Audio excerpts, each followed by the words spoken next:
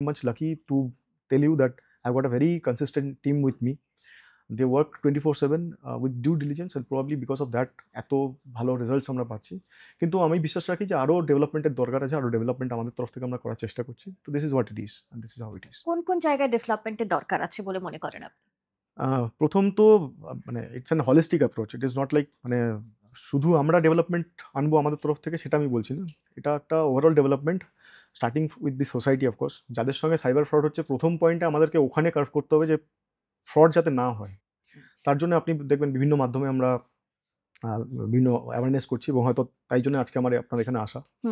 তো এই অ্যাওয়ারনেস তৈরি করা এবং বিভিন্ন মানুষকে জানানো যাতে তারা সাইবার ট্র্যাপে এনট্র্যাপ না হন।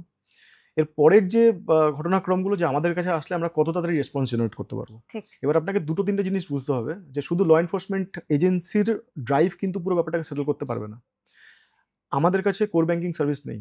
দি core banking services is with the financial organisations. যে মুহূর্তে ঘটনা ঘটলো আমরা তাদেরকে ইনফর্ম করব। তাদেরও স্টেপ ইনভলভ, তাদের ক্রুশাল স্টেপস ইনভলভ আছে। তারা যদি ঠিক টাইমে আমাদেরকে ঠিক রিপ্লাইগুলো না দেয়, প্রবলেম যেটা হয়ে যায় সেটা টাইম লাগে এগেইন। আর যেহেতু টাইম ডিপেন্ডেন্ট ক্রাইম, আমরা হয়তো ২ বার, ৩ বার, ৪ বার, ৫ বার রিমাইন্ডার দিলাম। অনেক ক্ষেত্রে হয় যে তাদেরও অনেক হয়তো কারণ আছে বা প্রেশার আছে। লেট আস নট বি মানে taking them as a negative part. কিন্তু হতেই পারে যে তারা হয়তো রেসপন্স করতে দেরি করলেন, এবং এই রেসপন্সের ডিলেটাতেই অনেকটা বেশি প্রবলেম স্টার্ট হয়।